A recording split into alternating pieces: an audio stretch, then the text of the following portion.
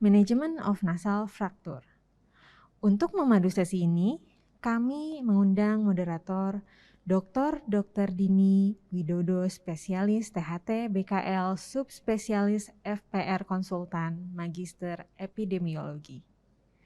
Kepada Dr. Dini Widodo, spesialis THT BKL, subspesialis FPR konsultan, Magister Epidemiologi, kami persilahkan untuk memulai acara.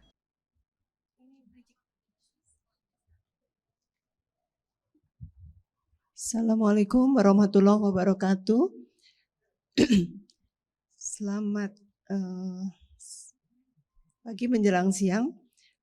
Sebelumnya mohon maaf karena ada kendala internet, kita akan berjalan terlambat, tapi mungkin akan menjadi kendala adalah yang online.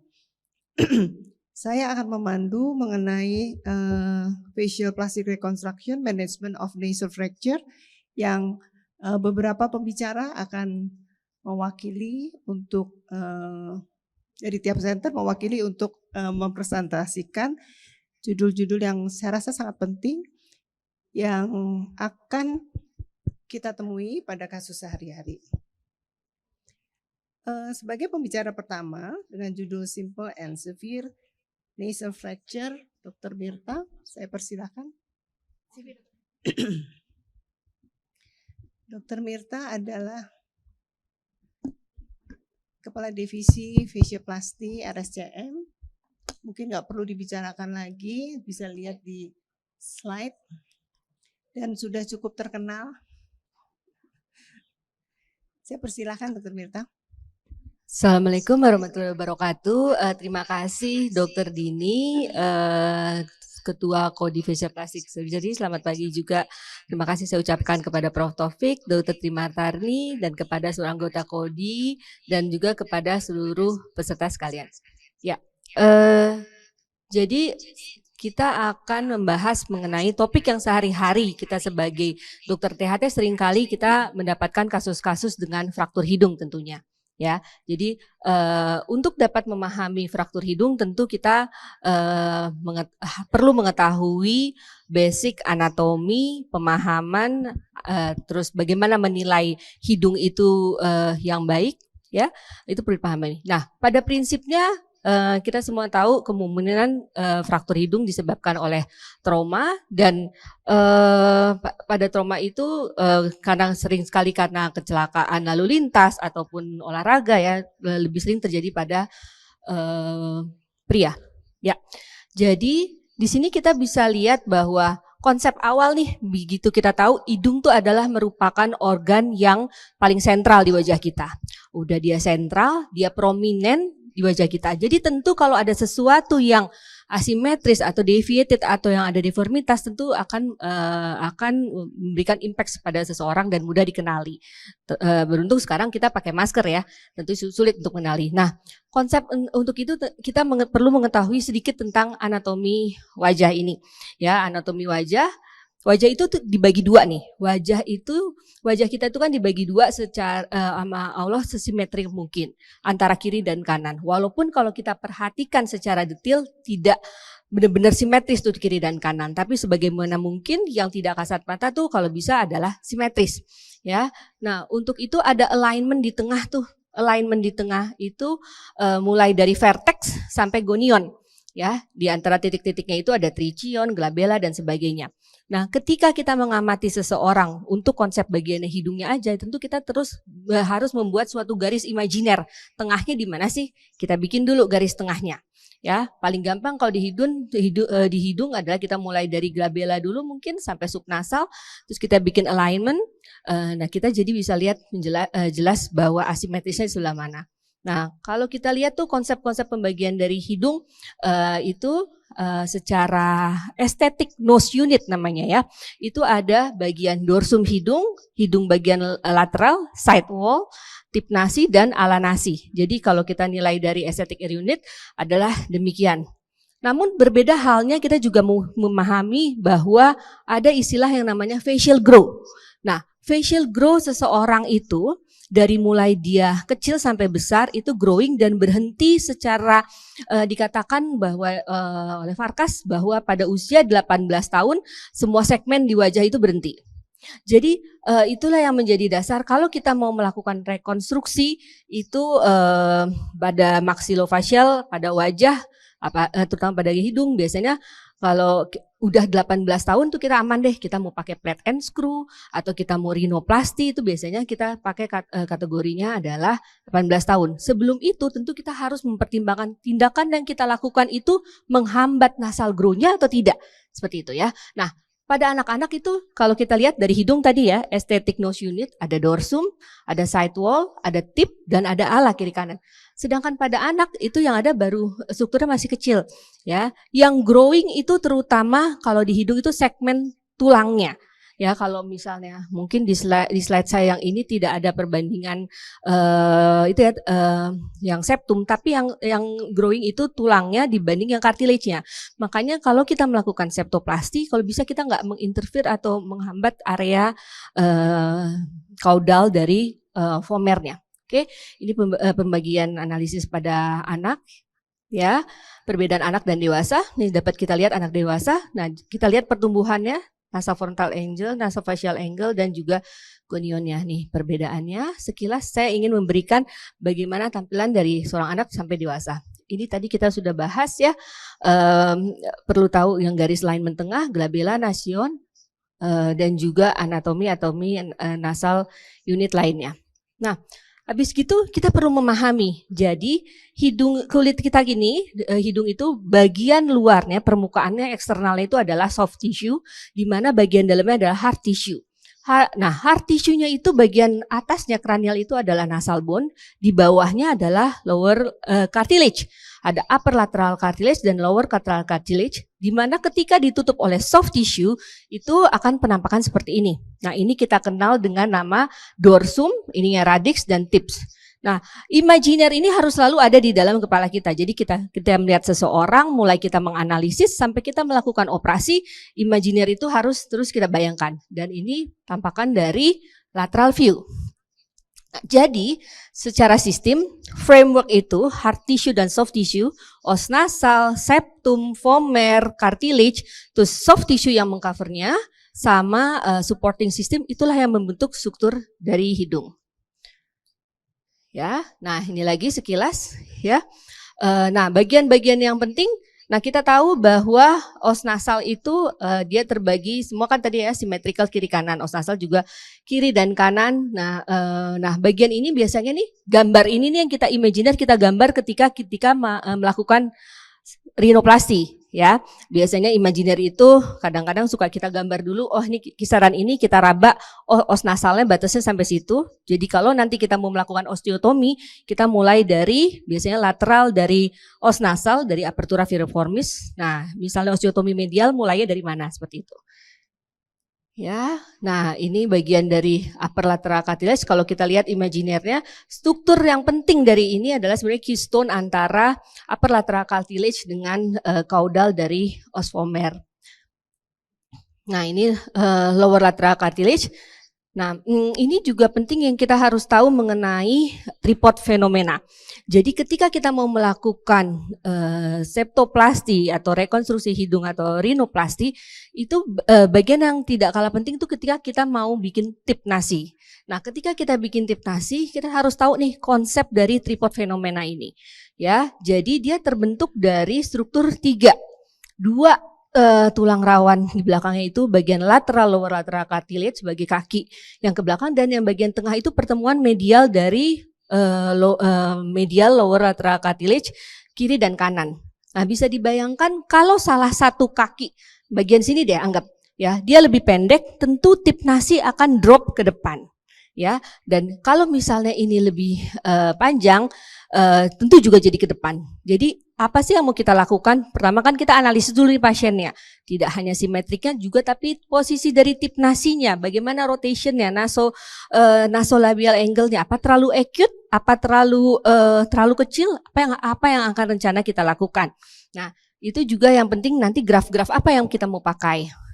Sekarang mengenai nasal fracture, tadi udah dibilang umumnya yang paling tersering adalah selain saddle nose mungkin kalau arah traumanya dari depan atau deviated nose. Jadi kalau pembagian dari arah trauma, kalau dari lateral tentu pasien akan tampak seperti deviated nose, ya tergantung area mana yang kena. Ya, jadi mulai dari yang severe, mulai dari yang dari hanya simple sampai yang severe, atau bisa juga terjadi nasal. Kalau traumanya di depan tentu bisa membuat saddle nose. Nah, pembagian klasifikasi Adam bisa kita lihat tipe 1, tipe 2, tipe 3, tipe 4 tentu akan semakin meningkat deformitasnya baik dari hidung maupun soft tissue.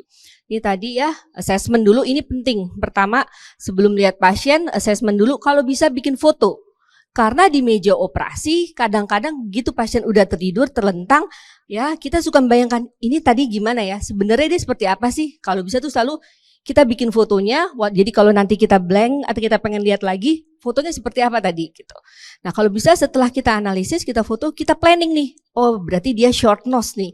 Oh dia tipnya gini, saya harus gini, saya harus manjangin ini, saya harus ini, saya ini. Itu step yang awal kita harus pikirkan. Nah untuk nasal fracture sendiri, itu pembagiannya kalau traumanya seperti kita tahu kurang dari 2 minggu atau kadang-kadang 3 minggu itu masih kita bisa lakukan close reduction. Atau kalau udah lebih dari 1 bulan atau lebih tentu close reduction tidak bisa kita lakukan karena tulangnya udah osteofikasi dan udah sulit untuk dilakukan close reduction. Ya tentu untuk kasus-kasus yang deformitasnya lebih berat juga kita harus melakukan septorinoplasti. Alat-alat untuk close reduction seperti semua mungkin udah tahu ya, mulai dari Walsam, dari Ash, Walsam, ya ini Boyes dan ini speculum sama hemostat. Ini komplikasi yang mungkin terjadi. Nah, ini contoh misalnya kita ada fraktur yang simple. Jadi pertama kita lihat dulu, oh dia ada trauma dari arah lateral dan yang harus kita lakukan adalah mengembalikan posisi ke seperti yang semula. Jadi kita mungkin bisa aja dengan Boyes seperti ini. Ya, jadi kita identifikasi dulu terus kita lakukan lateralisasi sambil kita dorong dengan guidance tangan sebelah kita untuk bantu mengguidance ke posisi yang normalnya. Ini seperti ini dilakukan. Nah, kalau misalnya itu ternyata tidak bisa dilakukan, kita bisa menggunakan tadi Walsam dan S tadi ya. Oke, ini untuk close reduction. Nah, bisa tadi ya dengan Walsam. Jadi yang ini adalah cunam Walsam, yang S itu yang lebih panjang ya. Oke, nah ini untuk simple nasal fracture. Kalau kita lihat pasien seperti ini, kita lihat bahwa dia ada deviated di bagian sepertiga tengah perbatasan antara os nasal dengan upper lateral cartilage ya. Tapi posisi hidungnya dia masih tetap tinggi, jadi cuma trauma ini. Melihat kasus seperti ini, kejadiannya baru, tentu kita, oh ini cukup bisa kita lakukan close reduction. Ya, ini setelah dilakukan close reduction. Nah, untuk kasus-kasus yang membutuhkan tindakan open rhinoplasty, pertama tentu kita harus pikir apa sih open rhinoplasty, kan ada 2 konsep ya, mau endonasal, mau eksternal. Nah, konsepnya apa? Apa yang harus kita lakukan dulu? Tentu untuk membuat suatu struktur, kita tahu hidung adalah suatu bentuk segitiga yang di tengah struktur yang di tengahnya disanggah oleh septum. Tentu untuk mendirikan itu kita harus bikin tiangnya dulu kan. Tengahnya dulu kan, septumnya dulu kita kokohkan, septumnya dulu kita luruskan. Mau kita tidak hanya meluruskan, mungkin kita juga mau memanjangkan juga. Jadi itu dulu yang diberikan. Baru nanti kita os nasalnya dan upper lateral cartilage-nya. Oke, nah ini jadi septum dulu yang kita perbaiki. Ya, mau kita septoplasti, mau kita kalau misalnya memungkinkan biasanya kita analisis dulu septumnya lemah enggak. Umumnya kalau Asia septumnya itu lebih lemah dibanding Caucasian. Jadi untuk kita jadiin sumber graf itu tidak sebaik Caucasian ya, tapi kalau bila memungkinkan bisa kita pakai untuk sebagai sumber dari implan autologus. Nah, tindakan yang dilakukan antara lain bisa septorinoplasti, misalnya meluruskan hidung bisa dengan spider graft, memanjangkan hidung bisa dengan septal extension graft, terus memperbaiki rotation tip bisa dengan columella strat dan sebagainya. Ya, ini untuk tindakan kalau dia ada os nasal deviated, kita harus lakukan osteotomi baik medial maupun lateral. Oke. Nah ini insisinya macam-macam insisi. Kalau endonasal ya bisa dari insisi marginal incision, bisa insisi dari transcolumella dan intracartilage ataupun dari intercartilage. Transcolumella buat open, maaf. Oke. Nah ini untuk open rhinoplasty, transcolumella incision, ya. Terus, nah untuk kasus-kasus yang lebih berat misalnya dari ini kita lihat, oh ini kalau kita close reduction aja nggak mungkin kita dapat dorsum yang baik, ketinggian yang baik. Jadi untuk kasus seperti ini, dan walaupun ini kejadiannya mungkin kurang dari 2 minggu, tapi tetap ini harus dilakukan open. Karena kita harus merubah dan memberikan struktur yang kokoh juga untuk septumnya. Sehingga dilakukan open rhinoplasty, ya. Terus habis gitu kita kokohkan lagi septumnya, terus habis itu dibikin septal extension graft, kita pasang columella strap juga, kita perbaikin tipnya. Nah ini pasca operasi before dan pasca. Ya ini sama dengan open rhinoplasty. Dari kasusnya kita bisa lihat ada septum deviated dan pasca. Nah ini kasus juga, ini kalau nggak salah cuma close reduction aja nih, ini kita bilang salah. Jadi kasus-kasus yang simple biasanya kalau kurang dari 3 minggu lah, kadang-kadang kita masih bisa melakukan close reduction. Ini kasus untuk dengan, kita lihat nggak mungkin nih dengan close reduction kita mendapatkan tinggi os nasal yang besar, sehingga kita membutuhkan untuk septorhinoplasty. Terima kasih. Jangan lupa nanti ada acara dari Codifacial Plastic juga tanggal 26 November ya, untuk acara rekonstruksi surgery of head and neck di Jakarta di Westin, dan juga tanggal 17 dan 18 Desember ada acara untuk cutting edge facial plastic surgery ear deformity microtia berbarengan dengan maxillofacial. Jadi dalam satu acara 2 hari kita akan mendapatkan baik tentang microtia, ear deformity maupun maxillofacial. Terima kasih, ditunggu kedatangannya.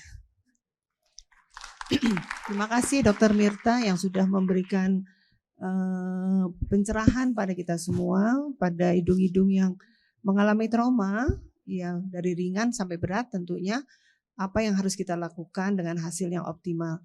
Tapi tentunya kita lanjut ke Dr. Ramlan dari Medan yang akan membawakan close reduction, how to improve the result.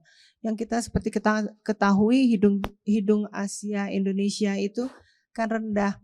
Jadi Dr. Ramlan akan memberikan tips dan trik untuk mendapatkan hasil yang baik. Silakan Dr. Ramlan.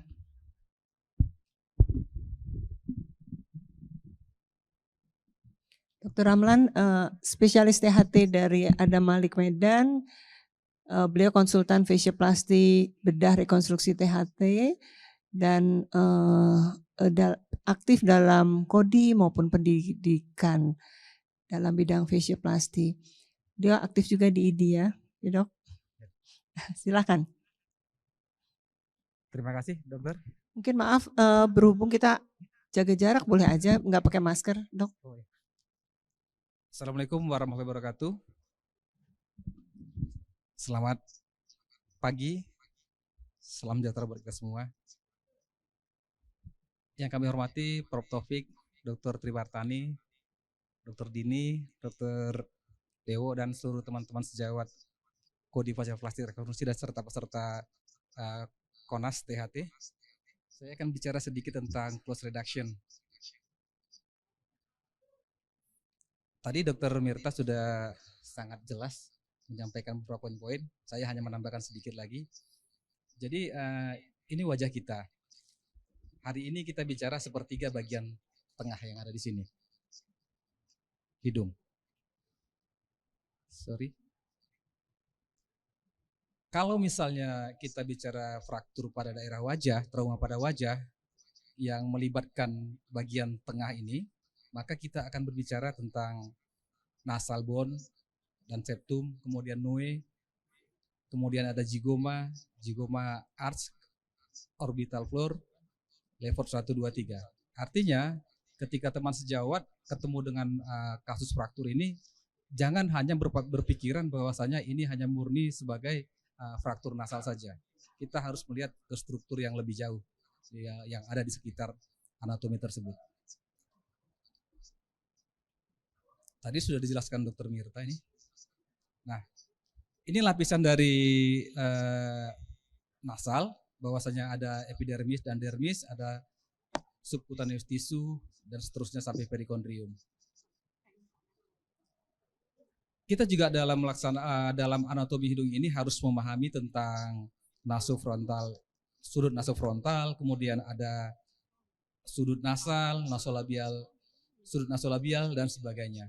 Karena jangan sampai ketika kita melakukan reposisi fraktur tersebut, ada hal yang berlebih atau berkurang, karena akan berdampak secara estetik. Ini kita lewati aja anatominya. Seperti disampaikan Dr. Mirta tadi bahwa hidung itu 2/3-nya adalah tulang rawan, sehingga ini sering terjadi fraktur pada pasien-pasien kita.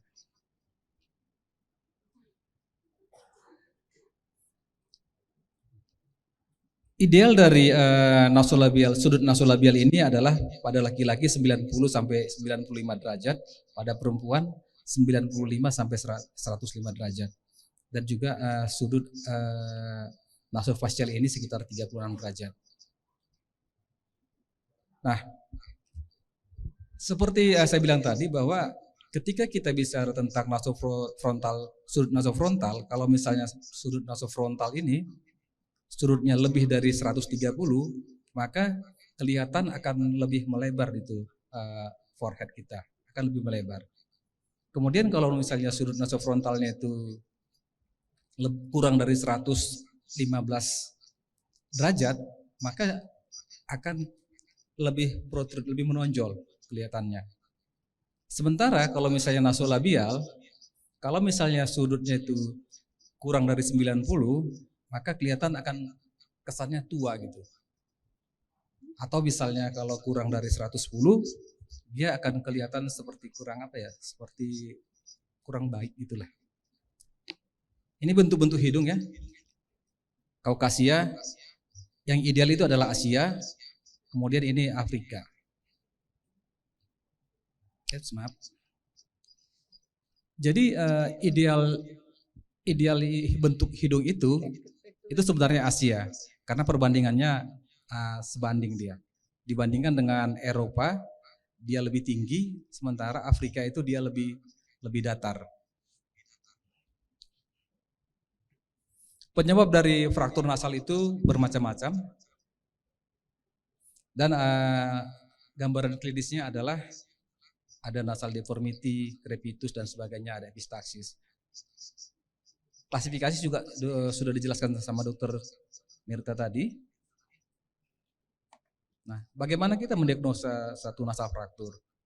Yang pertama dari historinya, kemudian kita lakukan physical examination, kemudian kita lakukan foto ronsen.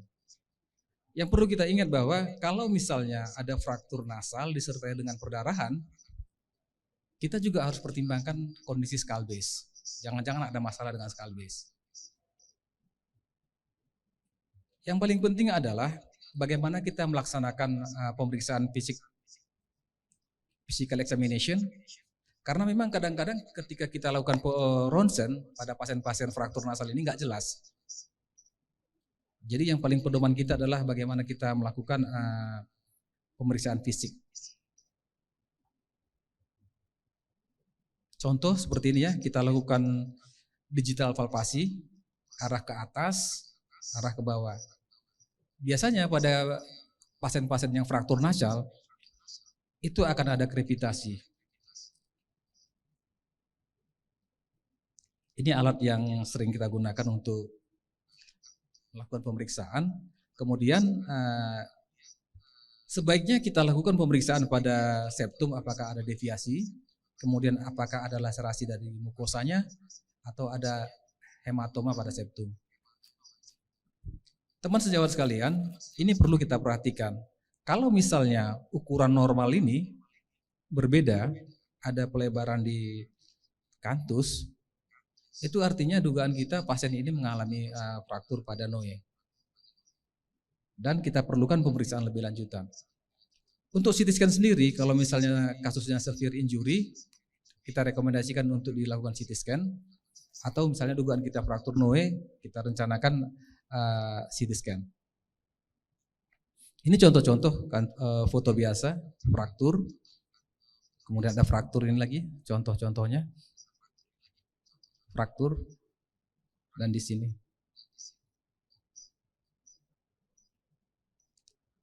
Nah, bagaimana kita melakukan tata laksananya? Sebelum kita lakukan tata laksana close reduction, sebaiknya kita lakukan dengan menggunakan anestesi lokal. Kita berikan topikal anestesi dikombinasi dengan vasokonstriksi yang kita teteskan kepada kapas seperti gambar ini, kemudian kita masukkan ke dalam kafum nasi pasien. Kalau kita ingin melakukan blok anestesi juga boleh, tergantung kebutuhan. Bahkan mungkin general anestesi bisa kita lakukan tergantung kebutuhan. Tadi Dr. Mirta sudah jelaskan posisi ini bahwa yang pertama kita lakukan mengukur tinggi ini, tingginya. Kemudian selanjutnya voice elevator kita masukkan ke dalam kafum nasi. Kemudian kita tarik ke sisi seperti ini. Kalau misalnya frakturnya lekuk seperti ini, kita sorong dari sini menuju arah sini. Bagaimana kita melakukan nasal close reduction pada lateral displacement, kemudian ada nasal bone impacted.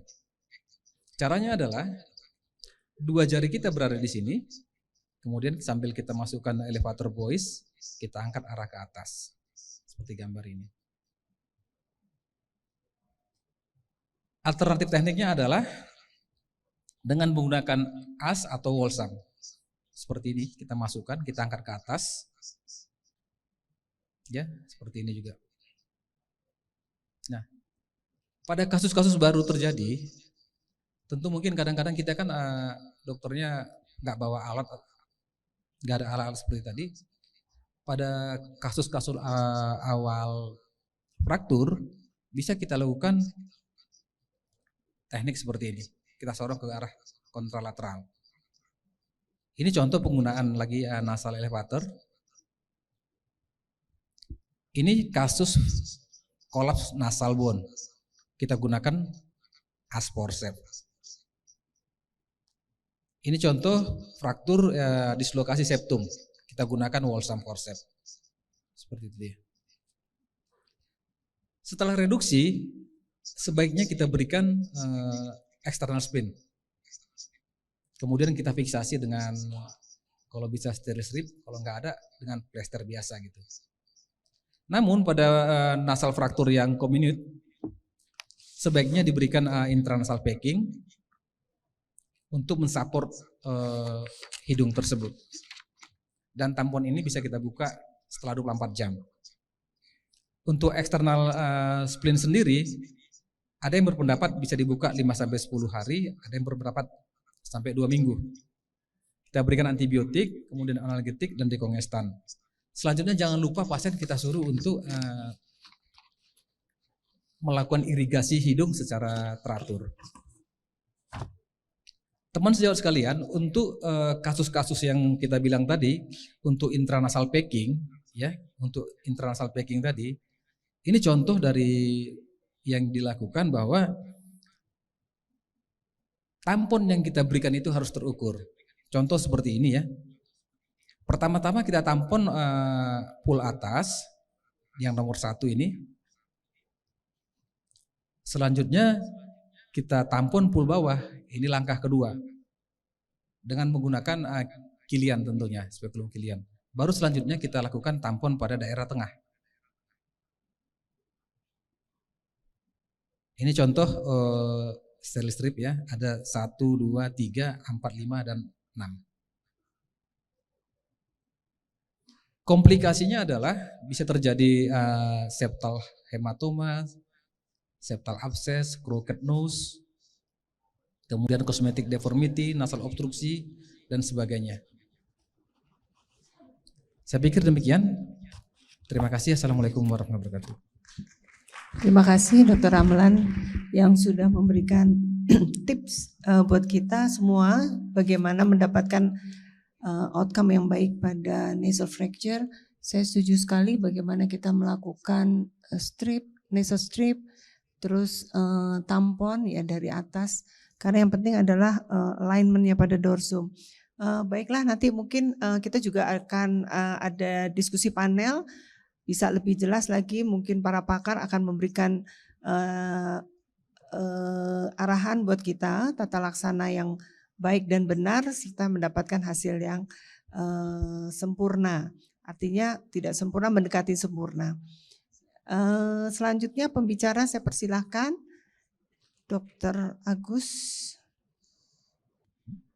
Baik, selamat pagi. Saya ucapkan terima kasih pada Dr. Trimartani, Prof. Taufik, Dr. Dini, Dr. Dewo, kemudian pada anggota KODI dan juga peserta KONAS pada pagi ini. Pada sesi ini saya akan menyampaikan mengenai penanganan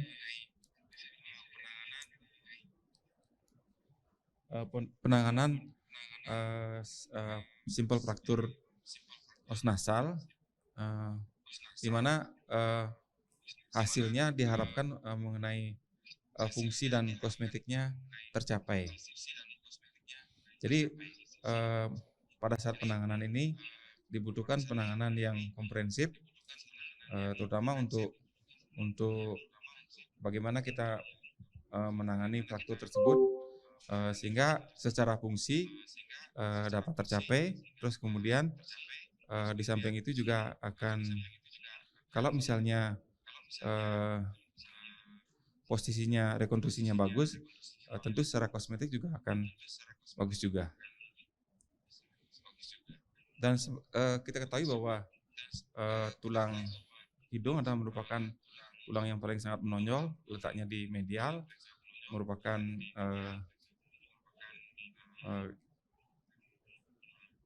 yang paling ketiga yang paling sering terjadi pada fraktur pada daerah wajah. Terus kemudian biasanya laki-laki paling sering terjadi dibandingkan dengan wanita. Biasanya terjadi pada umur 14 sampai 50 tahun.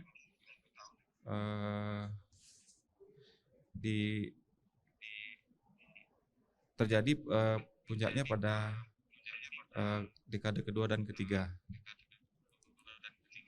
Dan untuk manajemennya tadi sudah disampaikan mengenai anatomi dan juga tip-tip untuk penanganan fraktur. Tentunya ini menyangkut mengenai fungsi, bagaimana kita melakukan reposisi yang baik seperti yang telah dijelaskan oleh Dr. Ramlan tadi. Tip-tipnya sudah diberikan. Kemudian tentunya kalau sudah mencapai fungsinya yang baik, kemudian reposisinya bagus, secara kosmetik akan tercapai juga. Dan goal dari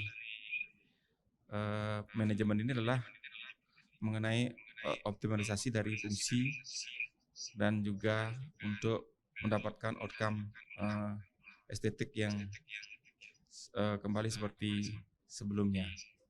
Dan ini adalah merupakan tantangan karena reposisi membutuhkan penanganan yang berkelanjutan. Setelah melakukan tindakan, tentunya dibutuhkan penanganan post-op yang harus diperhatikan. Karena kalau misalnya post-opnya tidak bagus, tentunya nanti penyembuhan daripada fraktur tersebut akan tidak optimal dan secara estetik akan terganggu juga. Dan inilah merupakan mekanisme yang sulit.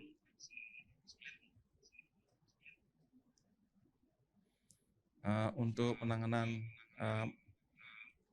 pertamanya ya perlu dilakukan evaluasi mengenai airway, breathing dan sirkulasi.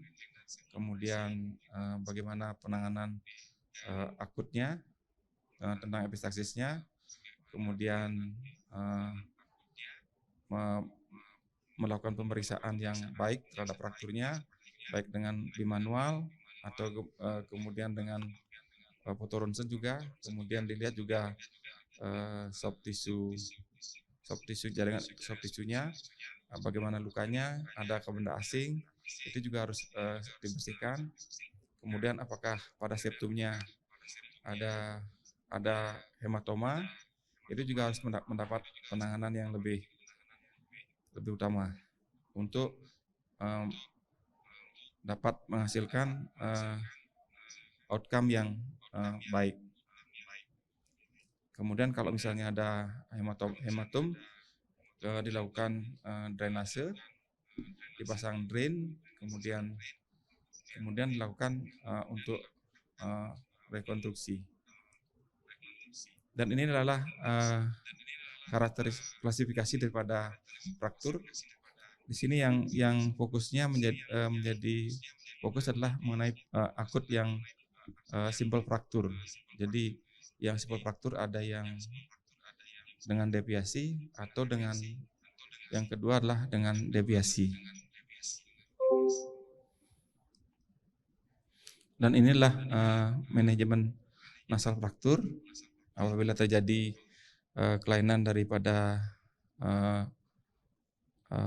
displace daripada nasal, kemudian dilakukan manipulasi, dan apabila bagus bisa lanjut dengan penanganan yang lebih baik. Kemudian kalau misalnya klasifikasi yang pertama dan kedua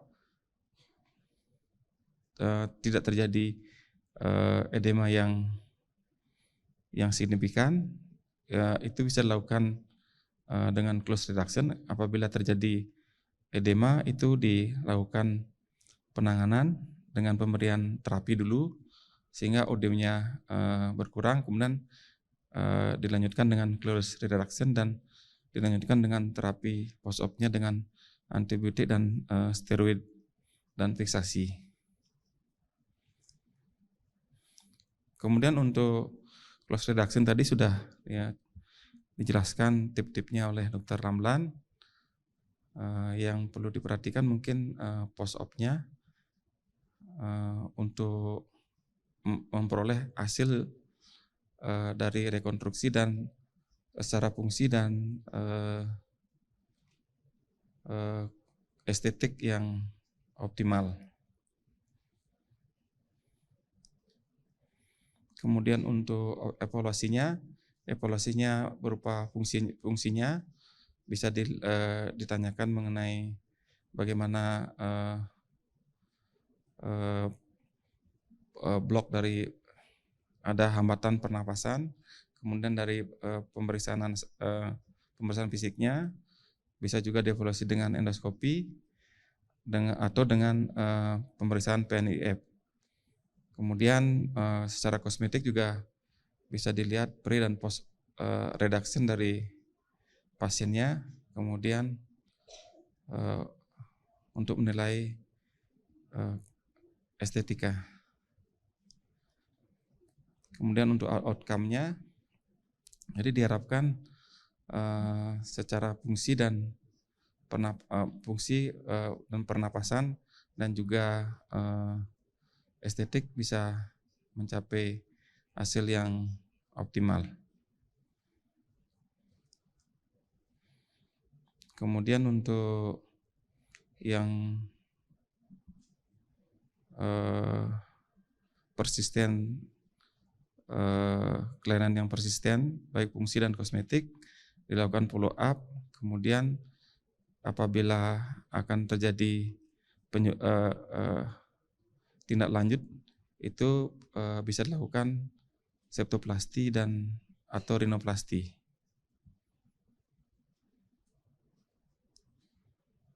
Nah, ini adalah kasusnya, kasus laki-laki 19 tahun terjadi kecelakaan lalu lintas, kemudian terjadi deviasi daripada septum dan diagnosisnya fraktur os nasal type 2. dilakukan close reduction dengan general anestesi. Dan ini hasil foto CT scan-nya. Dan ini pasien yang tengah sebelum melakukan tindakan, dan yang terakhir setelah lakukan tindakan. Dan untuk konklusinya, nasal fraktur merupakan fraktur yang sering terjadi, dan ini untuk simple bisa digunakan dengan tangan atau dengan close reduction. Dan untuk outcome-nya diharapkan secara fungsi dan kosmetik bisa optimal dan menghindari terjadinya komplikasi yang lambat. Itu kalau terjadi bisa dilakukan septoplasti atau rinoplasti. Baik, sekian, terima kasih. Dr. Agus, terima kasih atas penjelasannya yang saya pikir ini sangat penting, sequence-nya dari awal yang ringan-ringan dulu bagaimana kita mengatasinya. Sekarang kita mohon Dr. Hafiz untuk maju dengan judul Traditional Extracorporeal Septoplasty. Artinya Traditional Septoplasty vs Extracorporeal Septoplasty. Tentunya kasus-kasus ini adalah kasus-kasus yang sulit. Jadi makin lama makin sulit ya kita menghadapinya.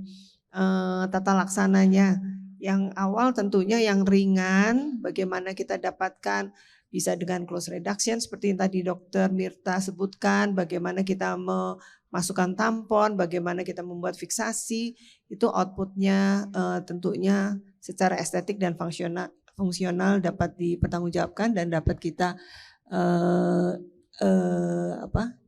dapat kita harapkan pasiennya puas, ya dokternya juga puas dan tidak ada komplain biasanya ya. Nah sekarang Dr. Hafiz akan membawakan kalau kasusnya sulit, ya sehingga kita memerlukan satu tindakan yang kita sebut extracorporeal septoplasty. Silakan.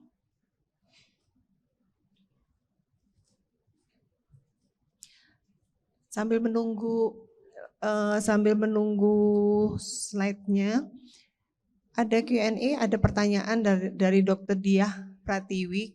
Reposisi tertutup batas waktunya kapan dari post trauma? Saya rasa ini kita sepakat kapannya maksimal adalah 2 minggu ya sebelum terjadinya kalus. Silakan, udah siap? Ya. Baik, bismillahirrahmanirrahim. Assalamualaikum warahmatullahi wabarakatuh. Terima kasih Dr. Dini yang menghormati Prof. Taufik, Dr. Arya, Dewo dan seluruh fakultas dan para peserta simposium spesial plastik rekonstruksi.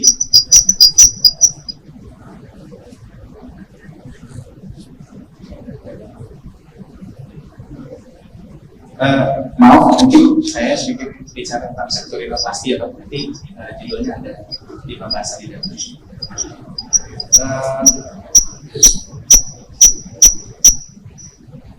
Untuk anatomi tadi mungkin sudah dibahas oleh pembicara sebelumnya, Dr. Mirta, kemudian Dr. Ramlan dan Dr. Agus. Bagaimana kita melihat pentingnya hidung kita sebagai salah satu pusat atau fokus dari wajah kita, dan jika terganggu fungsinya atau kosmetiknya itu juga akan mengganggu secara umum dari kualitas hidup kita. Kemudian ini juga anatomi, masih anatomi. Bagaimana penting anatomi juga, anatomi dari tulang, kemudian soft tissue-nya juga. Ya. Panjang tulang hidung kita itu sekitar 2 cm. Kemudian soft tissue supportnya juga nanti di atasnya juga perlu kita pelajari bagaimana nanti hubungannya antara osseous sebagai tulang keras, kemudian ada cartilage juga, ya, dimana kita mengenal ada daerah piston area. Di sana itu ada daerahnya lebih tipis ya, lebih tipis dibandingkan di daerah yang mungkin 2/3 bawah dari hidung kita lebih tebal, tapi di dalam piston itu nanti dalam melakukan mungkin gabungan antara septoplasti dan rinoplasti itu harus kita jaga supaya jangan terjadi trauma yang tidak kita inginkan. Ini vaskularisasi dan inervasi, mungkin nanti dibaca kembali bagaimana peranan dari anatomi ini. Ini juga muscle atau otot dari hidung. Kemudian nasal septum, deviasi nasal septum ini terjadi sekitar 77% sampai 90% dari populasi yang ada di dunia, ya. Dan hubungannya dengan internal dan external valve adalah katup internal ini dibentuk oleh septum, nasal septum kita. Kemudian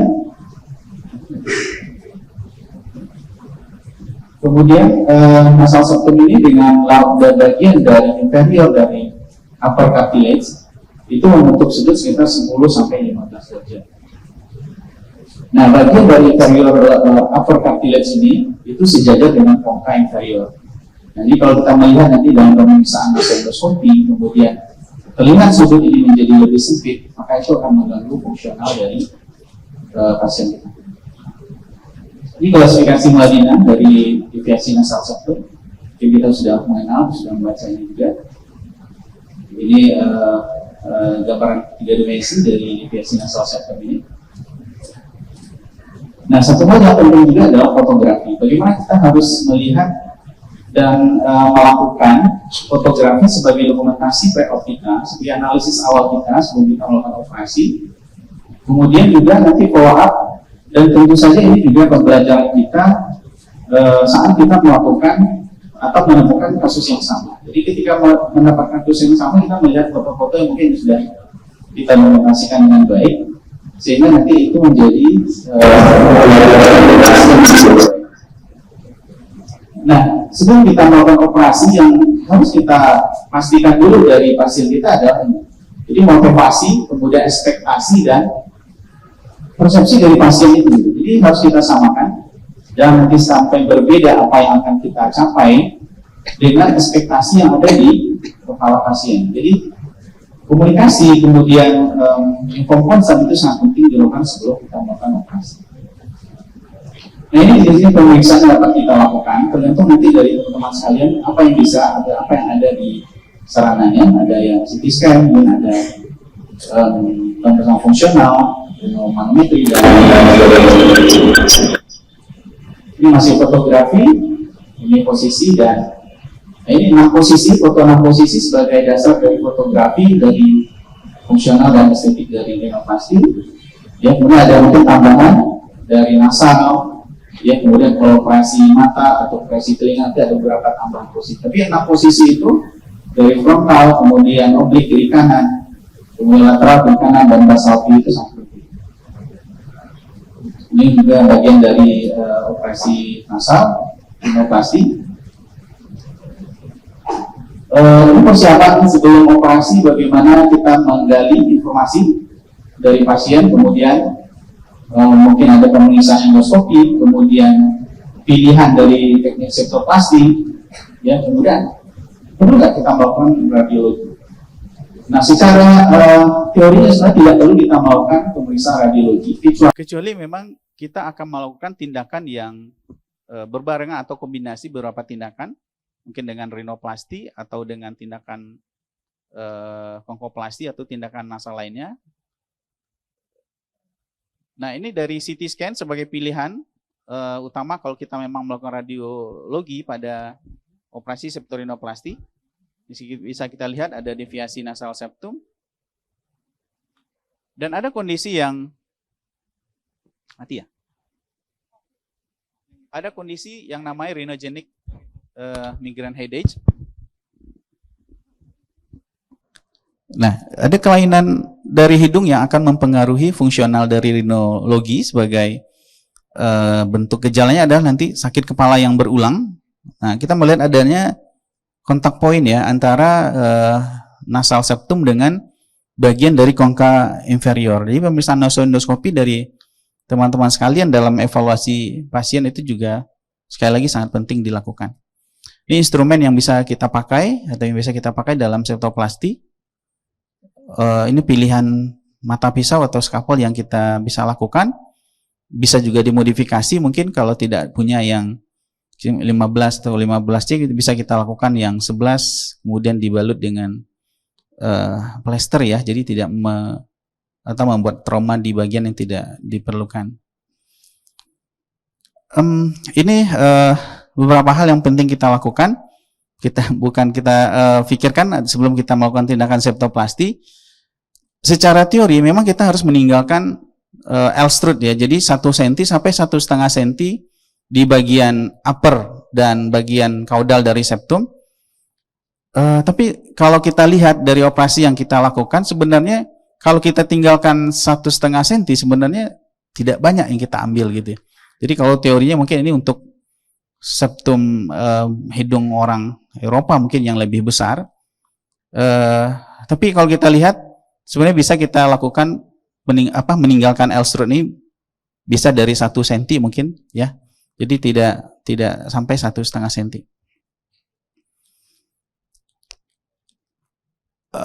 Ini anestesi dan analgetik yang mungkin kita harus komunikasi juga dengan dokter dokter anestesi, persiapan dari anestesi. Kalau kita melakukan septoplasti dan mungkin kombinasi dengan rinoplasti, maka kalau bisa cup atau ETT itu bisa diletakkan di bagian tengah. Jadi nanti simetris ya, kita bisa kerja lebih baik dalam menilai tindakan kita, kiri kanan sama. Kemudian juga kalau bisa dipakai yang non kinking sehingga lebih lentur. Kalau pakai yang rigid, ETT yang rigid nanti agak mengganggu dari tindakan kita. Kalau general anestesi kita lakukan, kita kadang-kadang perlu juga melakukan anestesi lokal untuk mengurangi perdarahan lokal, kemudian juga untuk mengurangi nyeri dari pasien. Nah, ini ada poin-poin penting mungkin yang kita coba ingat kembali, bagaimana kita melakukan infiltrasi di daerah-daerah ini sebelum kita melakukan tindakan septoplasti atau septorinoplasti. Ya, seperti yang di nervus infraorbita, sebelumnya kita ukur dulu berapa, kalau dari teorinya itu sekitar 1 cm dari rim orbita bagian inferior itu keluar foramen infraorbita dan di sana ada nervus infraorbita. Ini prosedur dari septoplasti kita lakukan ada 6 tahap ya, ada mitralfiksi, kemudian ada insisi, mobilisasi, reseksi, reposisi, rekonstruksi, dan terakhir nanti difiksasi. Hemitransfiksi ini, insisi ini dilakukan sekitar 1-2 mm dari caudal septum. Sebelumnya juga kita melakukan hidroreseksi atau infiltrasi dengan adrenalin dan atau lidokain 1/200.000, 1/100.000 atau 1/200.000. Kemudian mobilisasi. Kemudian kita lakukan reseksi dengan memotong bagian yang perlu kita luruskan. Kemudian reposisi dan rekonstruksi, bagaimana bagian yang sudah kita buang atau yang kita potong tadi, kemudian kita lakukan reposisi dan nanti difiksasi dengan benang. Untuk endoskopi septoplasti, hati-hati juga karena ada beberapa kondisi yang kadang-kadang kalau kita melakukan endoskopik septoplasti di bagian medial atau bagian posterior, kadang-kadang di bagian caudal septumnya terlewatkan. Setelah septoplasti pasien masih merasakan hidungnya tersumbat. Jadi hati-hati dalam melakukan endoskopik septoplasti di bagian medial dan di bagian posterior ya, kalau memang ada deviasi di bagian medial. Post operasi kita melakukan nasal packing biasanya 2-3 hari. Kemudian kita berikan antibiotik selama kita memberikan nasal packing. Ini beberapa komplikasi dari septoplasti, ada perforasi septum. Kalau perforasi septum di bagian anterior yang sejajar dengan internal valve tadi, itu biasanya akan mengganggu fungsional dari pasien kita. Septoplasti bisa dikombinasikan dengan beberapa tindakan seperti rinoplasti, ya. Yang paling umum adalah septorinoplasti, dan ini ekstrakorporal septoplasti yang sampai ke Dr. Dini tadi, bagaimana kasus Kalau kita mau melakukan total rekonstruksi dari septum, maka bisa kita melakukan extracorporeal septoplasti, itu di mana kita buang seluruh septumnya, kemudian kita kita susun kembali, kemudian kita masukkan kembali sebagai bentuk dari septum yang baru. Ini rinoplasti sebagai bagian dari tindakan yang sering dikombinasi dengan septorinoplasti. Ya, ini beberapa kondisi, ada high dorsum. Nah, ada kadang-kadang kita bisa menggunakan kalau kita ada kelebihan misalnya dari septoplasti, ada cartilage atau ada bagian tulang yang bisa kita pakai untuk kita sebagai graft, bisa kita manfaatkan. Juga ada tindakan osteotomi, bisa lateral, bisa transversal dan medial, nanti tergantung dari kondisi dari pasien. Untuk eksternal transversal atau lateral osteotomi bisa kita lakukan dengan sisal 2 mm, tidak perlu diinsisi, bisa langsung dilakukan osteotomi. Untuk osteotomi intranasal kita lakukan landmarknya di atas kongka inferior, kita lakukan insisi, kemudian kita masukkan osteotom untuk kita lakukan untuk osteotomi. Ini step by step dari rinoplasti.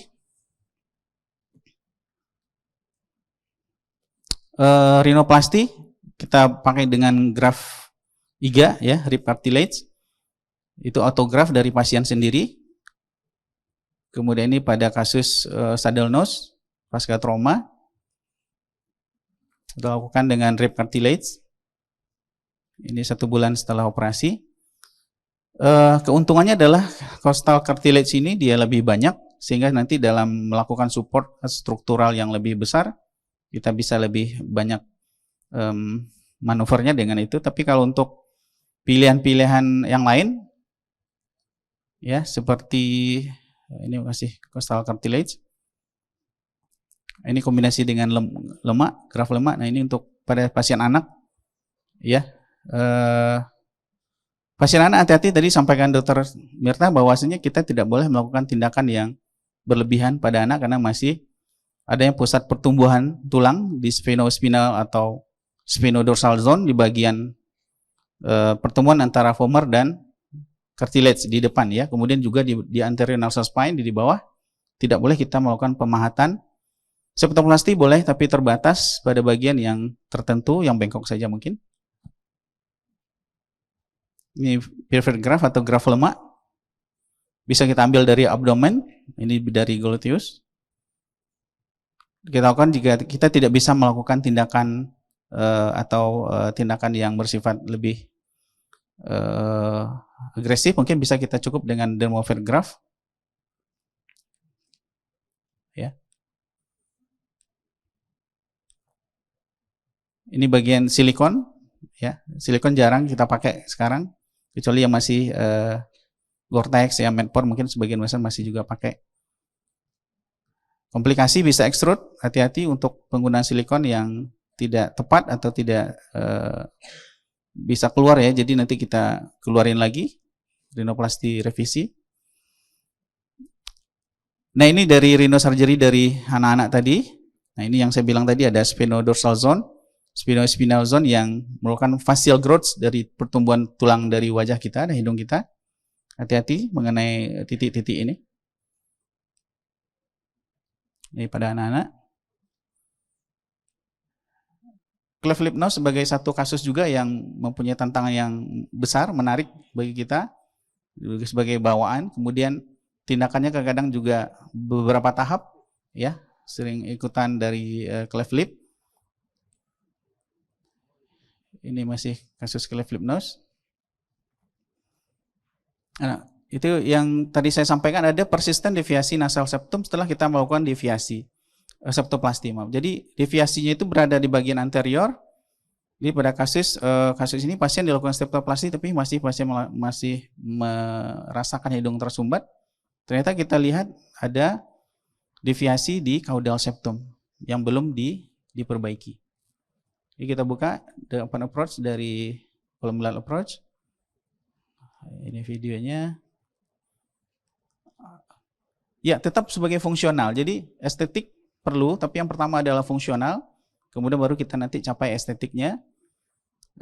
Dan itu jalannya berbarengan gitu. Jangan estetik kemudian bagus, hidung lurus, cantik, tapi hidungnya tetap tersumbat, itu tidak tepat. Kemudian juga evaluasi sebelum operasi, sekali lagi sangat penting. Anamnesis, pemeriksaan fisik, dan pemeriksaan penunjang yang mungkin bisa kita lakukan sangat penting sehingga nanti pencapaian operasi kita lebih maksimal. Mungkin itu yang dapat saya sampaikan. Mohon maaf. Assalamualaikum warahmatullahi wabarakatuh.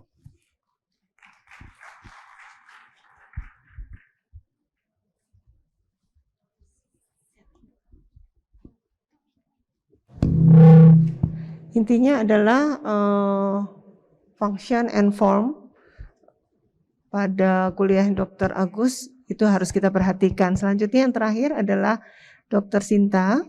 Dr. Sinta akan membawakan Noe fracture.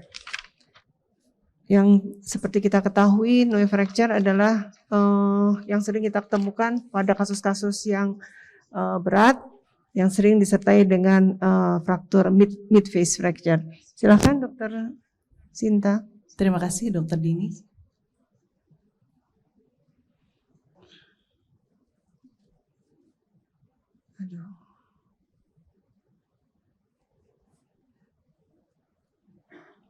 Ya, silakan Dr. Sinta. Ya, terima kasih Dr. Dini. Boleh tolong slide. Assalamualaikum warahmatullahi wabarakatuh. Siang ini saya akan membawakan management of nasoorbital ethmoid complex fractures. Nasoorbital ethmoid complex itu biasanya melibatkan daerah sentral dari central midfacial region di antara mata, di mana dia biasanya melibatkan daerah nasal, kemudian frontal, ethmoid, lacrimal, dan maxillar bone.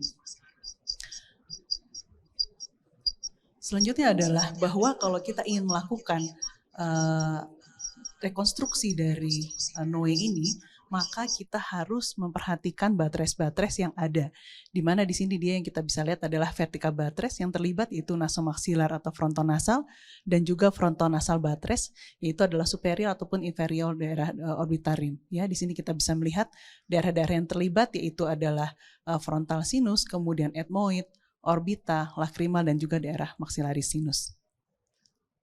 Ini adalah contoh-contoh dari fraktur Noe yang terjadi ya. Kita bisa melihat jarak di antara mata itu seperti lebih lebar begitu. Ini juga ya kita bisa lihat. Kemudian kalau kita lihat di sini kita bisa juga melihat pada Noe itu ada nasal deformitas, kemudian ada anosmia bisa ya. Jadi bukan hanya COVID aja bisa bikin anosmia, kita juga harus hati-hati dengan ini. Kemudian CSF fistula, epifora, dan juga telecanthus. Itu kita akan lihat. Ini kalau ada nasal deformitas ya kita bisa lihat. Kemudian kalau dia ada kalau dia ada CSF fistula dan anosmia itu disebabkan karena injury dari cribriform plate ataupun olfactory nerve. Kemudian kalau kita lihat pada pasien Noe sering sekali terjadi epifora dan juga telecanthus, di mana epifora itu adalah injury dari aparatus lacrimalis dan telecanthus adalah disruption atau dari displacement dari medial canthal ligamen. Ini adalah telecanthus, kita bisa lihat ya bahwa ini ada namanya cow-eye deformity di sini. Di sini dia kita bisa lihat bahwa jarak itu menjadi lebih lebar. Jadi kalau pasien Noe datang biasanya kita bisa lihat kok hidungnya seperti lebih jarak matanya seperti lebih lebar. Itu biasanya Noe. Jadi kita harus melakukan examination dengan baik. Ya di sini kita bisa lihat bahwa ini ada medial canthal ligament disruption. Tesnya itu bisa dengan melakukan the eyelash traction test. Jadi kita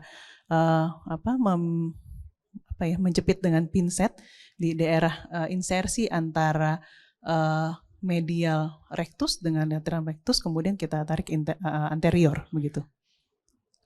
Kemudian ini adalah klasifikasi dari Noe, dia ada 3 ya, yang single communicated nanti kita akan lihat lebih jelas, kemudian communicated yang ini tanpa medial canthal ligament disruption, sementara tipe 3 itu adalah medial canthal tendon disruption, dia di situ ada gitu ya. Di sini kita bisa lihat bahwa tipe 1 seperti ini dia single large Noe fragment seperti ini ya, tanpa adanya medial kantal ligamen terlepas. Kemudian bisa juga melibatkan daerah hidung ya. Biasanya kita tidak perlu melakukan support pada daerah dorsal pada pasien-pasien seperti ini, tapi itu sangat tergantung dari kasus case by case ya. Kemudian tipe 2 kita bisa lihat juga di sini, kalau di sini tipe 2 dia lebih fragmented, lebih banyak ya frakturnya, tetapi medial kantal ligamennya itu masih intact. Untuk tipe 3 biasanya dia ada medial kantal ligamen disruption. Jadi itu bedanya dengan yang kedua. Jadi kalau yang ketiga dia biasanya ininya juga seperti yang Noe tipe 2, tetapi dia ada medial kantal disruption. Kemudian bagaimana kita mendiagnosisnya? Maka kita lakukan lihat clinical pictures-nya, kemudian lakukan radiologi, CT scan, kemudian CT scan koronal, transversal, dan juga 3 dimensi. Ini adalah CT scan transversal, kita bisa lihat daerah single fragment ya di sini fraktur, kemudian tulang nasal, dan juga ini daerah malar bone-nya. Sementara ini dari CT scan koronal kita bisa melihat ada nasal septal fractures ya, di sini adalah cribriform plate kita bisa ketahui. Kemudian dari CT scan 3 dimensi kita bisa melihat juga single fragment dari nasal fractures, kemudian ada superior orbital rim fractures dan juga zygomatic fractures. Ini juga CT scan 3 dimensi, maaf ini saya harusnya di capture satu-satu, cuma jadi pecah kemarin gambarnya. Ini lebih jelas ya. Yang ini kalau nggak salah pasien ini ada medial kantal disruption, jadi tipe 3 Noe-nya. Kemudian untuk treatment seperti apa? Maka kita merekonstruksi daerah-daerah yang fraktur yang terlibat tadi, misalnya pada daerah nasal, maka kita perbaiki. Kemudian fiksasi juga dari medial kantal ligamen, itu kita bisa juga bekerja sama dengan bagian mata. Kemudian rekonstruksi dari fraktur bagian-bagian fraktur yang lain, dan juga apabila ada masalah-masalah lain seperti epifora, CSF leak, dan sebagainya. Kemudian untuk reduksinya maka kita merepair atau daerah fraktur yang berhubungan dengan Noe tersebut, kemudian mereduksi daerah maxillary, frontal sinus, kemudian dengan landmark-landmark yang baik ya, untuk memperbaiki fraktur dari Noe tersebut. Kemudian exposure dengan apa sih? Sebetulnya paling baik adalah dengan coronal incision ya, tapi bisa juga dengan ini tadi Killian atau Siebenman seperti ini, kemudian subciliar incision, sublabial dari bawah, dan juga existing laceration. Jadi jangan lupa kalau ada existing laceration sebetulnya kita akan lebih mudah karena kita tidak perlu membuka-buka lagi. Jadi ini dari existing laceration seperti ini, kemudian ini dari sublabial dan juga subciliar incision. Ini juga surgical treatmentnya seperti ini ya, kita pasangkan plate and screw di sini. Ini juga. Kemudian ini adalah fiksasi pada Noe tipe 1 seperti ini gambarannya. Ini tipe 2 ya, dia lebih banyak ya tergantung dari fragmen-fragmen yang ada. Kemudian Noe tipe 3. Jadi Noe tipe 3 ya biasanya kita harus join dengan bagian mata untuk memperbaiki medial kantal ligamen itu. Ya, pada pasien ini adalah coronal approach ya. Oke, jadi ini adalah pada pasien yang kita bisa lihat ini lebar sekali. Pre-op-nya ini dari CT scan seperti ini. Kemudian ini kita lakukan sublabial incision di sini ya untuk mengangkat ke atas. Kemudian ini juga subciliar, augmentasi, dan ini post-op-nya. Jadi sebagai kesimpulan bahwa pada pasien-pasien Noe maka kita harus melakukan examination yang adekuat. Kemudian kita mengetahui tipe-tipe dari Noe fraktur tersebut, merekonstruksi daerah batres, dan juga mengkonsultasikan kepada oftalmologis apabila ada hal-hal yang memang di luar kompetensi kita. Terima kasih.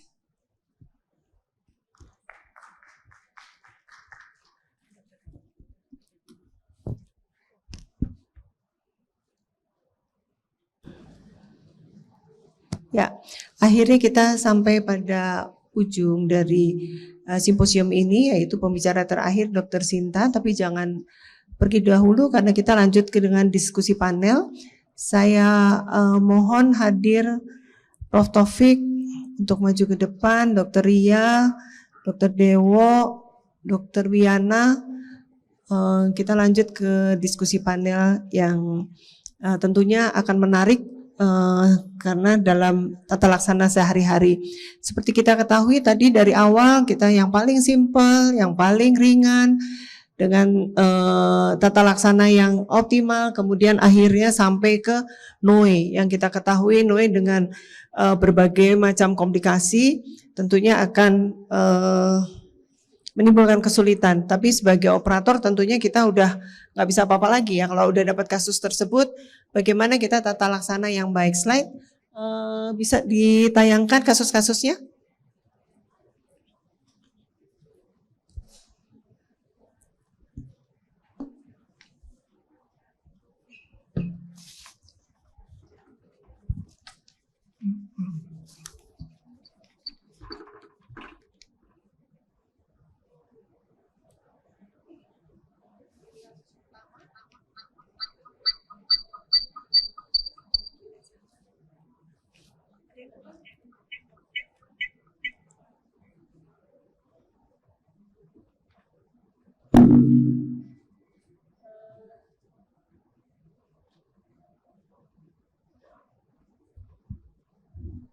Terima kasih atas kehadiran para expert dalam bidang septorinoplasti.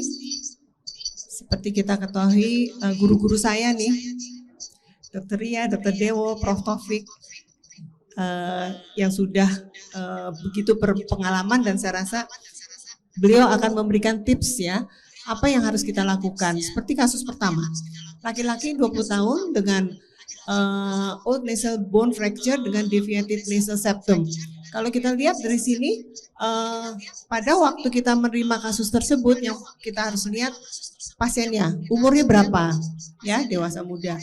Kemudian penyebabnya, trauma kah atau memang kongenital, kemudian arah trauma dari mana, kemudian kapan, sehingga kita membuat diagnosis old and atau memang baru ya, acute nasal bone fracture, sehingga ini akan mempengaruhi tata laksana. Kemudian jangan lupa fungsi. Jadi kita harus melihat bagaimana deviated nasal septum. Selanjutnya kita berpikir bagaimana tata laksananya. Jangan lupa dokumentasi. Tapi tentunya kita minta pendapat gimana, Prof. Taufik, kok dapat kasus ini? Mungkin bisa lihat dari sini atau dari TV atau dari screen.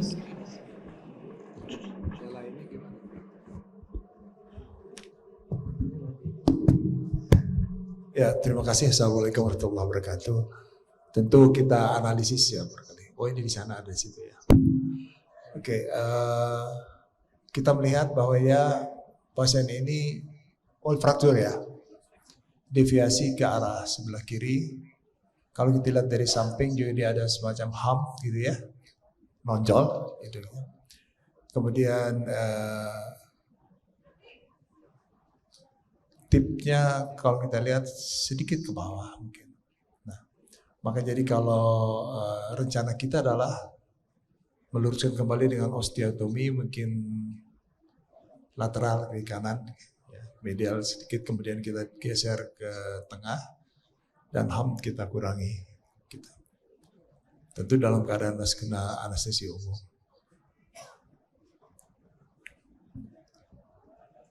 Dewa mungkin? Ya, ini kalau nggak salah jadi old fracture ya. Oke. Jadi kalau dari frontal, sebetulnya biasanya saya tanya dulu ya, ada nggak foto aslinya? Itu bagi kita di guidance pertama itu. Terus kedua kita tanya keinginannya dia nih, cuman ngelurusin aja atau ada keluhan apa ya? Biasanya sih pada wanita atau kan ini laki-laki biasanya sih enggak gitu ya. Jadi biasanya saya guidance-nya saya akan minta foto aslinya dia. Oke. Terus kedua dari depan memang ini tadi sama Prof. Taufik deviasinya kan ke arah kiri ya. Jadi ke arah kiri bone-nya nonjol, sebelah kanan itu kan dipres ya. Nah, nanti kita bandingin tuh dengan foto aslinya dia kalau ada. Kita minta biasanya foto KTP dan sebagainya ya. Nah kalau kayak begini, ini septumnya kayaknya bengkok ikut ikut bengkok juga ke kiri tuh. Nah kalau dia tanya ada fungsionalnya dia terganggu, jadi ini jadinya septorinoplasti. Nah kemudian ada catatan untuk HAM-nya nih. Nah ini HAM-nya ini bisa terjadi, mungkin ini pseudoham bisa nih. Jadi kalau dia kena trauma, agak nonjol itu HAM-nya tuh. Makanya kita penting juga tuh kita ngelihat HAM-nya itu seperti apa. Nah untuk kasus ini mungkin kalau yang simple, ya septorinoplasti, septumnya kita lepas, jadi basal strip, jadi kondrotomi bawah, kemudian vertikal, nah kemudian osteotomi transversal, paramedian, intermedian. Jadi biar lepas aja piramid sama septumnya di mobile gitu loh, ya. Nah terus catatan nih, ada catatan. Kalau untuk koreksi yang sebelah kiri, jadi kan nonjol tuh ke dalam tuh ya, keluar. Kan kita tekan kan, jadi pakai as forceps bisa supaya dia karena osteotomi ya mungkin kita dorong jadi ke dalam ya, jadi supaya dia lurus ya. Nah sedangkan yang sebelah kanan mungkin kita push up jadi ke atas. Nah ini ada catatan tuh fiksasinya. Jadi kalau misalkan kita tekan ke dalam, itu kita pakai Gibsona nggak apa-apa, kita kenceng tapi tamponnya jangan keras, jangan padat-padat. Karena kalau tampon padat-padat kadang-kadang dia agak balik lagi. Nah sedang yang di press kita ke atasin ya, setelah kita ke atasin push up, nah itu tamponnya harus padat. Jadi untuk mencoba untuk simetrisasi. Nah mengenai HAM-nya kita tanya pasiennya, kalau pasiennya nggak masalah sama HAM, udah nggak bisa kita apa-apain. Kalau dari nostrilnya yang saya lihat sih cukup simetris ya. Masih. Ya sebagai catatan mungkin HAM-nya apakah itu kalus ya? Apakah kita melakukan osteotomi juga untuk menghilangkan kalusnya? Dan begitu juga kolumelanya kelihatannya deviated ke sebelah kiri. Apakah itu karena caudal end septumnya dislocation? Ini menjadi pertimbangan juga. Dan satu note mungkin lupa juga, kita kadang-kadang nggak tahu pasien itu tahu-taunya udah deviated, tapi kita nggak punya foto dia normal. Ya itu yang kadang-kadang PPDS juga suka lupa tuh nanya. Ya betul, kita harus pakai foto KTP. Gimana dokter ya? Baik, makasih dokter Dini. Jadi sebelum kita melakukan tindakan atau sebelum melakukan diagnosis, pasti kita melakukan analisis. Itu saya rasa semua ada namanya evaluation pre-operatif. Analisis dilakukan satu tentunya anamnesis, arah datangnya trauma, penyebabnya apa, ada perdarahan banyak atau tidak, ada gangguan nasal obstruction ada atau tidak, diplopia ada tidak. Karena kalau kita lihat bisa saja apertura piriformisnya terlibat. Bisa saja kalau kita lihat seperti mundur malah.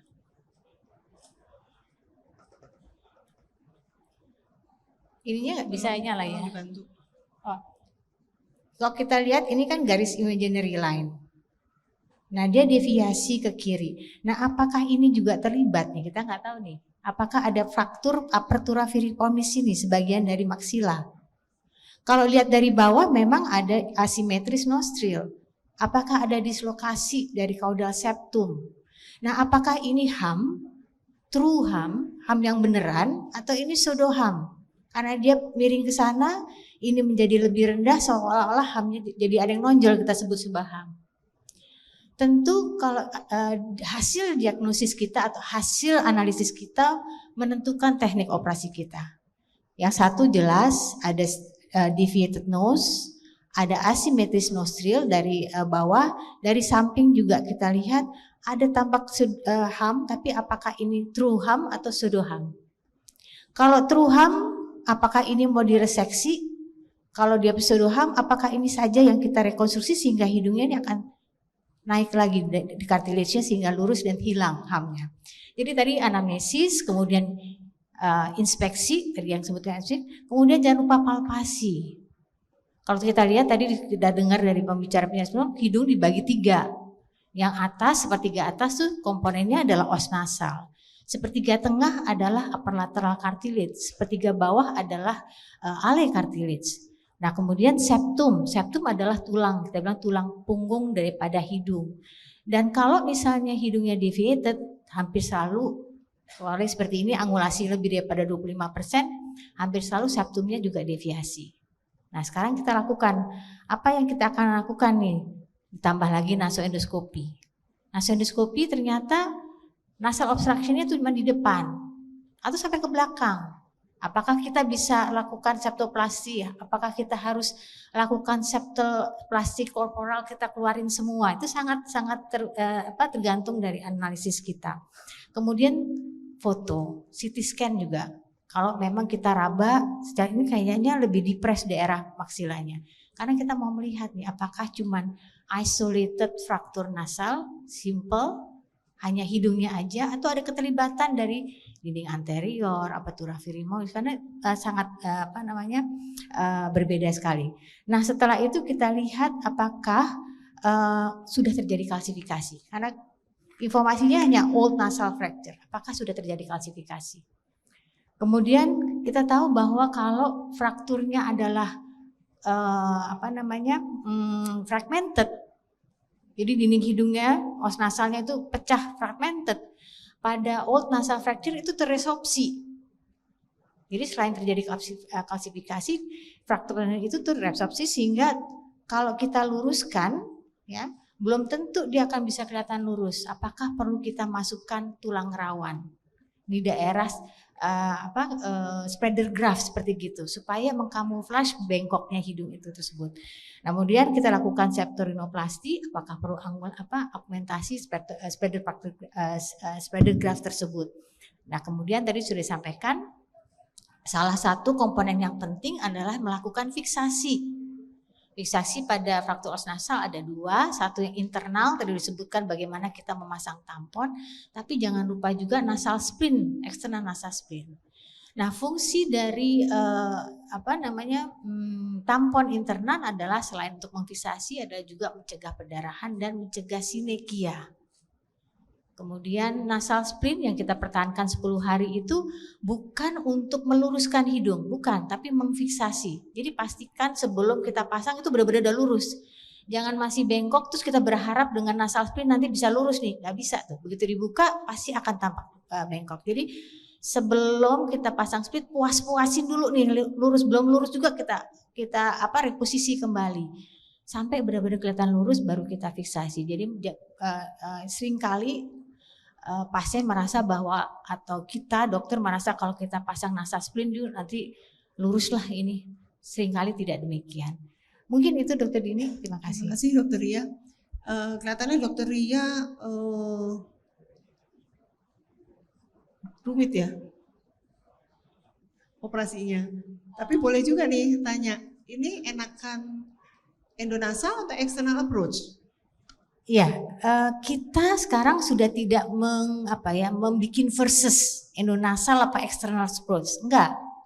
Semua itu mempunyai keuntungan dan kerugian, pasti. Kalau mau external approach, open approach dibuka gitu, kita akan lebih bisa presisi. Oh ini kekurangannya di sini sehingga kita tambahkan tulang rawan. Oh ini jaringan lunaknya yang menebal ini kita reseksi. Akibatnya pekerjaan kita lebih lama karena kita lebih ekspektasi atau kerjaan kita menjadi lebih banyak karena kita dapatkan kelainannya lebih banyak. Kemudian juga ada udema, ada estesia juga. Tapi yang dengan endoskopi kita bisa lebih mudah tanpa ini, tapi juga kita bisa miss. Oh ternyata ada bagian-bagian yang tidak kita bisa lihat secara presisi yang kita hilang. Jadi memang ada kelebihan dan kekurangannya. Dan kedua adalah tergantung dari familiaritas dari operatornya. Kalau operatornya familiar dengan endonasal ya nggak apa-apa.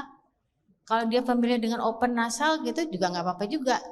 Jadi tergantung dokternya dia itu familiar dengan mana, kemudian sebagaimana severitasnya. Umumnya kalau dia adalah rinoplasti revisi biasanya kita buka karena kita tahu bahwa pada saat yang revisi kenapa sih ulang-ulang terus pasti ada sesuatu yang dimisdiagnosis oleh operator terdahulunya. Jadi begitu Dokter Dini antara endonasal. Terima kasih. Tapi dokternya endonasal atau eksternal? Saya akan menggunakan endonasal. Tapi kembali lagi kita akan lakukan nasoendoskopi karena ini kan benar-benar kita cuma melihat inspeksi ya, palpasi, kemudian pemeriksaan fisik kita akan lihat. Kalau misalnya dia dengan fraktur macam-macam segala macam ya pastinya akan eksternal. Tapi kalau simple, isolated hanya os nasal saja, endonasal approach cukup. Dr. Dewo. Ya kembali ya, pasien ini ngeluhnya di mana? Satu tadi dokter ya betul ini asimetri, oke ya. Kalau misalnya kita mau endonasal itu bisa tuh jadi dari intercartilage insisi terus kita ke depan terus sampai nanti nyambung ke ke marginal insisi. Jadi satu insisi sampai depan. Jadi kita buka nanti di tape-nya kan bisa kelihatan. Tapi ini harus dibarengin dengan dengan apa namanya septumnya, kita harus tahu juga gitu. Jadi kalau memang pengen perfeksionis open, karena dengan open kita bisa kayak tadi dokter ya bilang ya, kalau kurang spreader grafts kita kasih spreader grafts, paling nggak dia kelihatan lebih lurus gitu ya. Tapi kalau memang kita mau endonasal, pasiennya bilang juga nggak ada masalah di daerah depan ya mungkin masih bisa endonasal, pasti. Ya, Prof. Taufik. Ya, saya rasa itu kesimpulannya saya kira sudah disebutkan semua. Saya kira tergantung dari kemampuan kita ya dalam kalau kita lebih suka open dan kita kerjakan dengan baik. Jadi seringkali saya lebih baik mengerjakan dengan yang ini, silahkan saja. Kalau saya endonasal untuk kalau yang simple. Ya, mungkin saya juga endonasal. Mungkin ada komentar. Enak juga ya endonasal ya, jadi nggak ada scar, pasiennya puas, hasilnya cukup optimal. Mungkin ada kasus lain, kasus kedua, terima kasih. Mungkin ada pertanyaan untuk kasus ini, boleh saya buka di floor. Nggak ada? Sinta, Mirta, Teramlan. Ya, ada kasus kedua.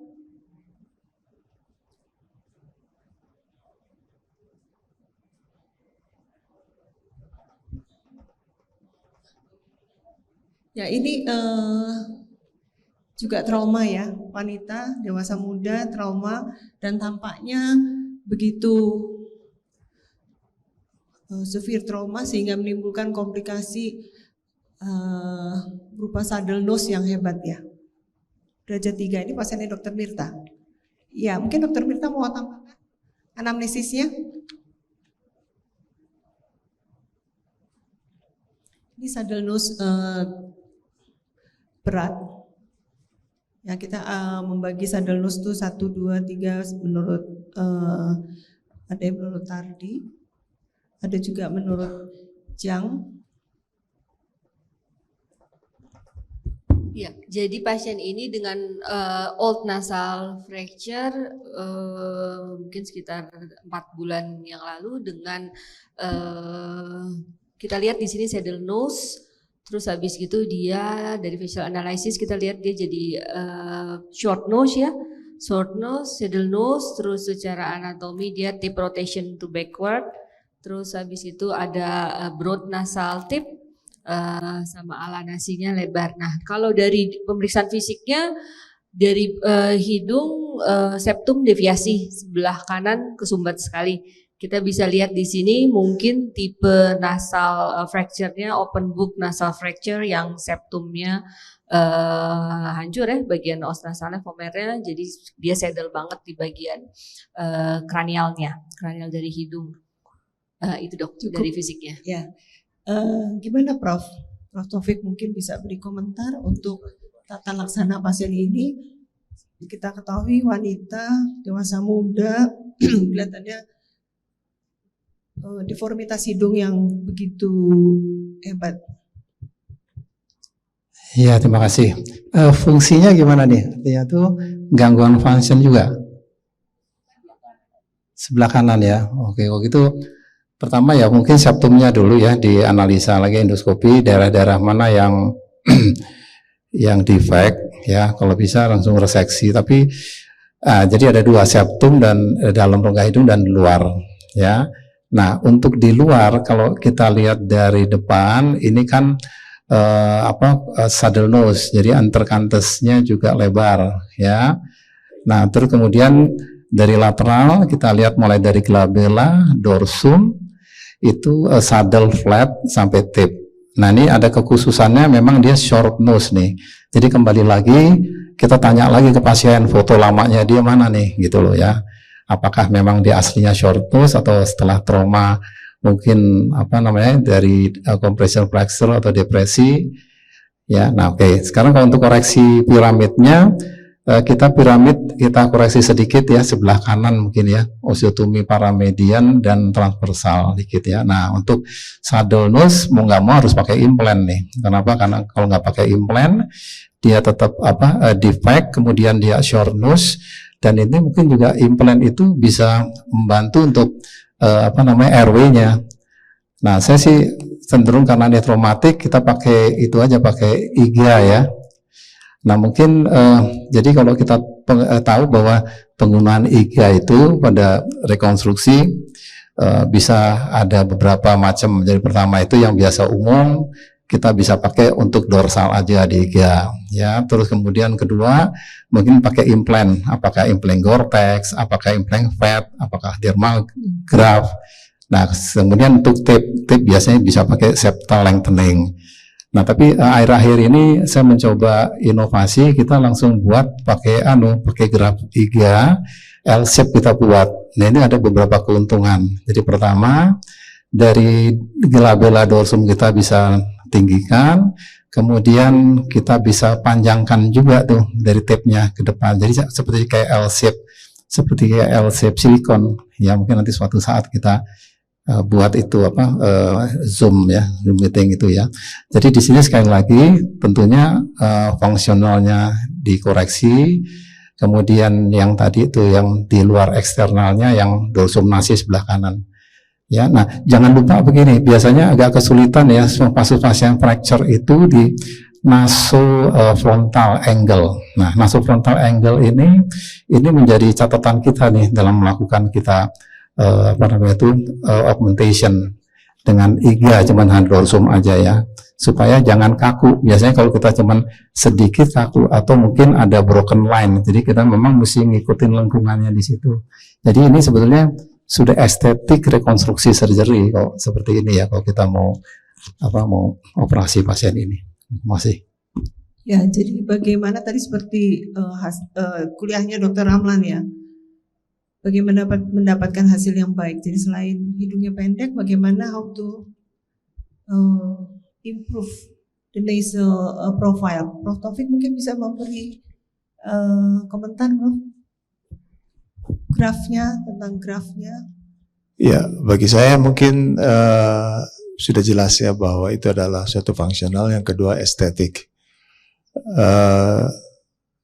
Sering pasien-pasien seperti ini mengeluh dengan keluhan kadang-kadang hanya begini, dok asal nafasnya yang enak aja begitu, kira-kira seperti itu, naikin dikit gitu, sepertinya biasanya seperti itu, karena mereka tidak bersedia untuk dilakukan operasi yang cukup ekstrim gitu, seperti tadi katakan tadi ya, tidak mau diambil misalnya, saya tidak mau diambil tulang ini kebanyakan seperti itu. Oleh karena itu maka operasi yang minimalis harus kita pikirkan juga mungkin secara fungsional ya. Kalau fungsinya itu kan septumnya kan sudah hancur ya. Kalau biasanya kemudian dia saddle nose, kemudian kita bisa kalau fungsinya itu kita perhatikan juga konha. Sering kita lupa di dalam rekonstruksi. Kita septum agak misalnya pada septum yang sedikit miring, kemudian fungsinya kurang bagus. Sebetulnya kalau kita usahakan untuk diluruskan tidak bisa seperti tadi pernah ada kasusnya, itu kita reduksi aja konanya sedikit, kira-kira itu juga sebetulnya harus dipikirkan. Nah, tindakan yang ekstrem jelas seperti tadi menurut saya dilakukan graft yang bentuk L tadi. Sekarang begitu. Ya. Jadi seringkali mereka tidak terlalu mau untuk melakukan tindakan seperti itu. Ya, mungkin Dokter Ria Tapi saya ingin bertanya, kalau gini apa bisa endonasal approach, Prof?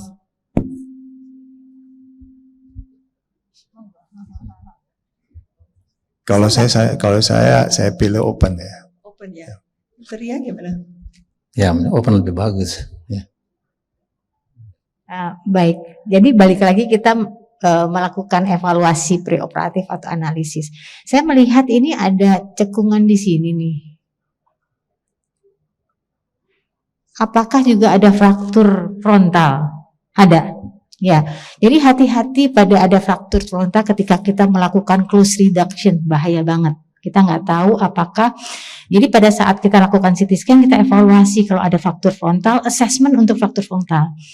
Apakah yang fraktur itu tabula anterior atau sudah melibatkan tabula posterior?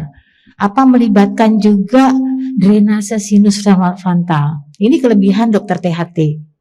Jadi melihat sinus-sinus yang ada di daerah hidung terlibat atau tidak. Nah kalau kita lihat lagi adalah ini depresi sekali nih hidungnya. Jarak interkanalisnya juga melebar. Kemudian dia kalau kita lihat ini juga shifting. Yang namanya short nose adalah jarak dari nasion ke tip hidung. Jadi sebutnya memendek. Kemudian rotation tipnya nih, kalau kita rotationnya jadi antara bibir dan hidung, nasolabial angle-nya ini jadi melebar. Jadi kita bisa lihat lubang hidungnya kalau dipotret nih, mestinya kan lubang hidungnya agak tersembunyi menurut. Nah itu adalah satu evaluasi. Nah setelah evaluasi kita melihat juga biasanya kalau begini, apalagi orang Indonesia, tulang rawan septumnya itu kecil. Beda dengan orang Kaukasia yang tulang rawannya besar, yang kita bisa ambil untuk melakukan rekonstruksi. Ada orang semacam ini pasti septum hidungnya kecil. Padahal kita lihat deviasinya itu lebih daripada berapa? Setengah senti ada. Atau setengah sentian ya, untuk tarik di sini lurus gitu kan kira-kira 1 senti. Kalau pakai rangka telinga nggak bisa. Jadi satu-satunya adalah harus augmentasi. Nah, yang kita lakukan adalah satu rekonstruksi septum. Septumnya harus direkonstruksi dulu. Jadi kita lakukan septoplasti, kita bebaskan. Yang deviasi kita reseksi, kita masukkan tulang rawan lagi. Kemungkinan besar harus dengan iga. Iganya kita slice seperti tulang rawan septum dan kita masukkan ke dalam septumnya. Sehingga nanti dengan adanya septum dia akan naik. Kira-kira 3-4 mili baru di atasnya pakai augmentasi. Jadi rekonstruksi septum dulu. Tahap kedua adalah tip plasti atau tip surgery. Tip plasti adalah membangun ini nih. Tip hidungnya ini, kemudian tadi juga asimetris nosil. Nosilnya lebih horizontal pasti karena dia rubuh semuanya. Jadi ini akan ada septal extension graft, columelastrat, kemudian spreader graft. Setelah kita lakukan tip plasti, di mana dia juga akan merubah sudutnya menjadi lebih lancip, baru kita lakukan augmentasi. Augmentasi dari radix ke depan sini. Ini karena old ya, jadi old berarti tidak bisa reposisi. Kembali lagi, kalau lihat begini kita hati-hati.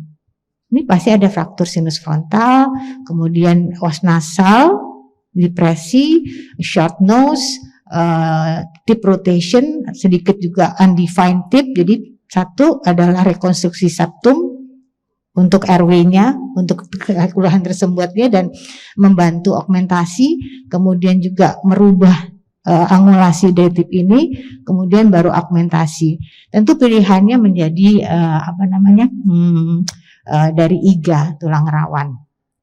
Setelah itu ya tadi lagi fiksasi yang baik, kemudian juga nasal spleen. Gitu dokter. Eksternal pasti. Eksternal pasti ya, nggak mungkin endonasal.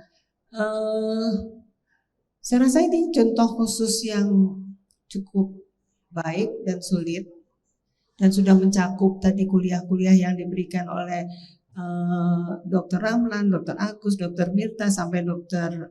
Sinta. Kesimpulannya septorinoplasti adalah suatu operasi yang masih penuh tantangan buat kita, terutama